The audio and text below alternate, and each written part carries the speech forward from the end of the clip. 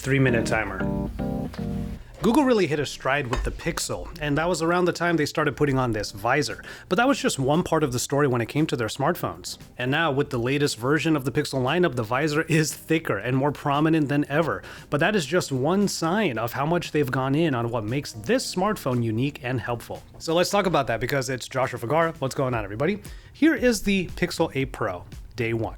It is seriously just such a busy time right now, and there are a ton of different releases coming, so make sure you subscribe to my channel so that you can keep up with my adventures with the Pixel 8 Pro, and also the Pixel 8 and the new Pixel Watch 2, which I just unboxed, but I had to put it on the charger for a little bit. That's why I'm not wearing it. One other thing that I want to point out is that there are some deals with these new devices that you can find in the links below. So if you feel like you want to upgrade to the latest Pixel devices, well, you can make sure to check them out in the description and in the pinned comment downstairs. Now, this is a day one video, but it's really like a weekend with the phone. Things started off with the unboxing, of course, where we got a good look at the new materials that the phone is made of. Not too much has changed this year, with the dimensions of the phone largely remaining the same. This is a Pro device after all, so it has the size to match. What is really nice to see and feel is the matted backing that comes in this porcelain colorway for my unit. Now, I know there is a new bay color, and that's spelled B-A-Y, not B-A-E, even though I know there are going to be jokes about that. But thanks to Google for not only sending me the Pixel 8 Pro, but also honoring my request for going for the lighter, less blue color. Aside from the phone, there are the usual accoutrements like the USB-C cable, the SIM tool, and a USB-A adapter that actually comes in handy sometimes, because while Type-C is super prevalent, sometimes you need to just adapt a cable. It's meant to help with data transfers when setting up the phone, but I ended up doing that wirelessly. But it is worth putting that little tool aside if you need an adapter from time to time. All right, here we are, finally set up on the Pixel 8 Pro. Day ones usually set up a little bit like a day in the life thing, so let's enjoy a day in the life at the 99 Ranch that just opened up in Santa Anita. The shop's at Santa Anita. This will be exciting, a 99 Ranch in a mall. And you know what, why don't we go ahead and test out the Pixel 8 Pro's video capabilities a little bit by taking the opportunity to check out this brand new 99 Ranch and its food court in particular, and make like a social media video out of it, something like a TikTok or a reel.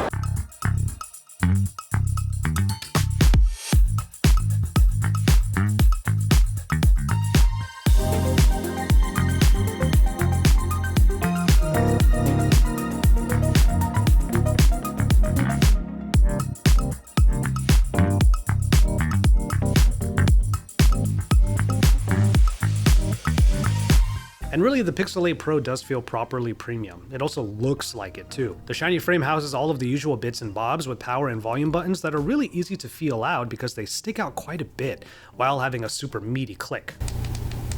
And that shine shows up in the matching visor piece that houses the updated camera system. Seriously, look at this visor right here.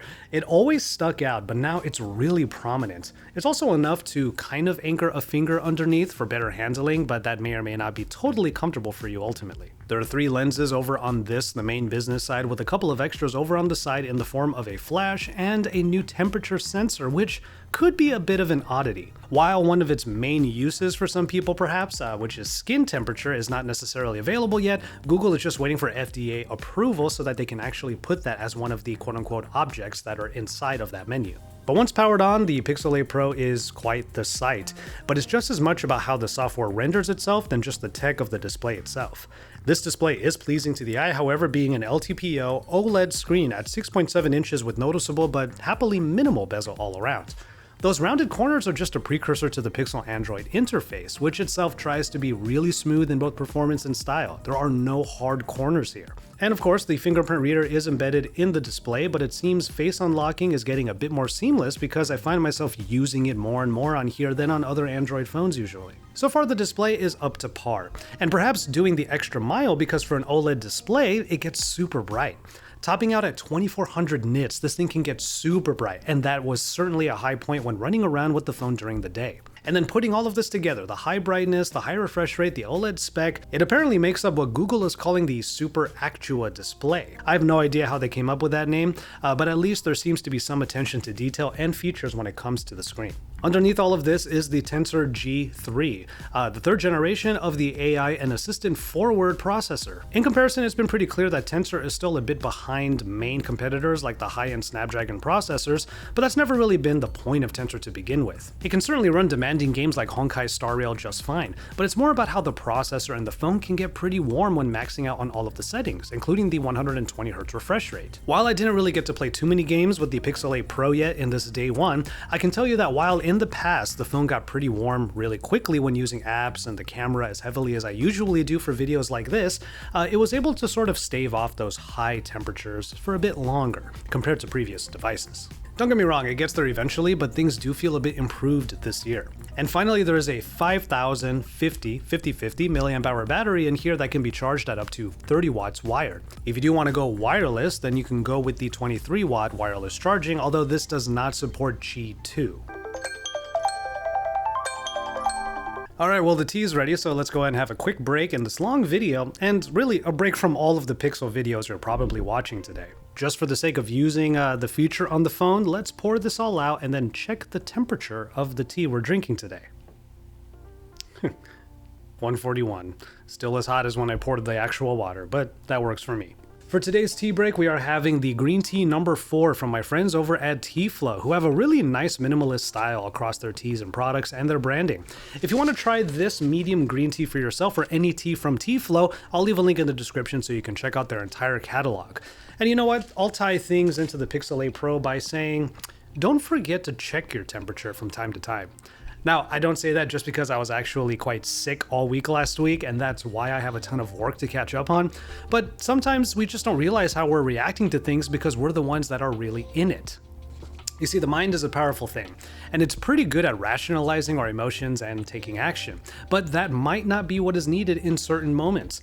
Let's just say something infuriating happened, and the healthy thing is to take a beat and process that situation or process the emotion so that you're not either overwhelmed by it or you're not just pushing it down for it to just burst out later. I know, we all have so much to do these days and it's easy to get caught up in all of it, but a temperature check can recenter you and give you a bit of perspective before the hamster wheel spins out of control. So, check your temperature once in a while to help make sure you're healthy in mind, body, and spirit. I hope that was a little bit helpful and that you at least got a chance to take a breath among all of the other videos you might be watching today. After all, I hope you come for the tech, but you stay for the tea. Thanks for having some tea with me in this tea break, and now, let's get back to the rest of the video.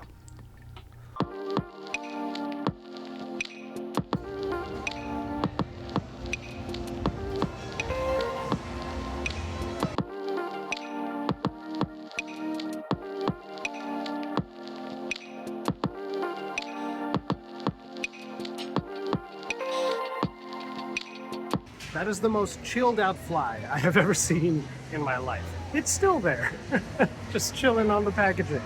What I do like is that things feel a bit faster, smoother, and actually laid out pretty well. I say that last part because the default font and display size already fits everything in a way that I personally prefer. Normally on Android devices I have to tweak things in this menu to the smaller side because these large displays should be able to fit as much as possible for both productivity and ease of use. But when I was setting up the phone, everything was already set to pretty much where I would want them to be, and I think that looks pretty good on here. On the topic of looks, customizing the phone does get an extra boost with more options and mainly the always-on display, and that's based upon the lock screen features right here. Different clocks in different colors can be selected, and there are actually different animations when going from the always-on display to the lock screen depending on the clock that you choose. And all of the Material You customizations are still there, with system elements taking on the colors of the wallpaper you choose. But of course you can always just jump into the Play Store and go full customization with things like replacement launchers and replacement wallpaper apps. That's the joy of Android. That said, I like that there is a move towards more options here, and it's not like there aren't the essentials in the always-on display anyway, including extra features like down here you would see the Now Playing for automatic identification of songs in your environment. Okay, so let's get to the assistant stuff. If there's any main claim to fame for the Google Pixels, it's how helpful they can be in actual practical scenarios. I have used Screen Call so many times, if not just because there are way too many spam calls coming my way these days. Google Assistant remains easily accessible via a power button hold, although I do wish that we could hold that button and talk to Google Assistant walkie-talkie style rather than just hoping that the assistant knows when I stop talking. And now Google Assistant is getting more AI power in ways that you may or may not expect. Now, here's an example. Let's say you're in Chrome reading a long article or something that you're interested in. If you just want a quick summarization of it, you can go over to the assistant, and there will be a button here now to summarize the entire page. And it will give you a few main key points. This can also be used in the Recorder app, where the text that was transcribed from the captured voices will then be fed into the AI. What comes out? Well, you guessed it, a few key points. So basically, we're making Cliff Notes available to everyone at any time. There's a throwback for you. It's probably handy and worth trying when you really just want to get the gist of something, but I do have to admit I have some mixed feelings about this kind of feature. For one, the summarization probably eliminates the nuance and style of the writer, whose voice is basically getting omitted when you look at just a few key points about what could be a long article. And you only get a few notes from the AI analysis, all of which are often really general. So if you're really looking for actual detail, this isn't really the way to get those main points. Although I did start that recording just now, but the actual summarization feature coming from the AI in the Google Assistant, that's coming a little bit later this year in a December feature drop. There are likely going to be scenarios where this will come in handy, and we've seen it from Google's search engine AI already. That AI is able to take out the main points that you say are important, like the actual recipe from a cooking website that talks a bit too much about the why before it gets to the how. My final thought, at least for right now, is that we're at the bottom floor of how good AI like this is right now. The feature is here now. It's officially in the Google Pixel, which means it will continue to evolve, and we'll see just how far it goes as the Pixel itself continues to iterate. And finally, for now, the cameras. You've seen plenty of clips and photos already from the Pixel 8 Pro, so let me know what you think of them in the comments. This year we get what basically amounts to a triple 50 megapixel setup. Well, the main sensor is 50 megapixels, while the ultra-wide and the telephoto are just shy of that at 48 megapixels. The result should be great main camera performance as per usual, but plenty of detail and quality in the secondary lenses as well. The front-facing camera is a different story spec-wise at 10.5 megapixels, but Google's image processing is sure to help with like selfies and whatnot, and to be fair, 4K video recording with a voice forward audio recording mode, those are all possible with it, so you can get some talking head stuff like this, or maybe some vloggy bits using the front-facing camera. Now, processing is everything for Google Pixels, and that continues here. HDR all the things effectively. That does mean that in harder lighting, Google finds ways of compensating for any portion of the scene that is less than ideal. There are times when it might be doing a little too much, like in this photo where I tried to get this couple to be a bit more silhouetted in front of the bright window. Now, you can achieve that look with some taps and swipes, but in a first for Pixel, there is way more control being provided in the form of manual controls. Honestly, I really love this, because sometimes you need to dial in the settings to get a specific style out of a photo. Not to mention the camera interface also now separates photo and video into specific layers, helping you to better organize all of the modes that you might end up wanting to use anyway. So you don't just have that one menu here at the bottom sliding around just trying to get to whatever mode that you want. If something is in photo, it's here in photo. If something's in video, it's here in video. You get far less of these controls in video. At the very least, I would have liked to have seen like a focus slider here, but to be fair, I do tend to want the slider for exposure compensation at the very least, because phone cameras tend to come in too hot to begin with. Dialing things down to around negative 0.5 is usually the way to go, and I do wish that there were numeric values here for the sliders, but still, this is a level of pro control that we haven't really had before in the Pixel, and now it's here. I call that a win. So far, I think the pictures are good, though I haven't gotten too much by way of night photography or video yet. That being said, the power of the Pixel for photos and dark scenes is now being added to video via the Video Boost. This is a cloud-based feature that can be used after the video is uploaded to Google Photos, where there are plenty of other features that I'll try to cover in an upcoming real-world camera test. Things like Best Take, which will actually morph faces in a group photo to make sure everyone is smiling, and the Magic Editor that will not just remove things in the background, but it can even generate what is missing and then let you manipulate things throughout the frame. One highlight of the video capture has been stabilization, which has been a mainstay of Pixels for a few years now. The standard stabilization is already really smooth, making getting reveal shots and my usual vloggy type video easy without touching any settings. And I have to give the cameras props for having good shallow depth of field even in the telephoto lens at 5 times. Ultimately, the camera system seems to be really stacked, with good to great performance that we'd expect at the core, and plenty more Pixel specific features that could put it over the top when you're making your decision on what Android or just overall smartphone you're trying to get, especially if you're a bit more of a creative. And so, there you have it. A few days put together in this day one with the Pixel 8 Pro. Google found some pretty practical ways of adding to their formula, even if it's primarily through the lens of AI.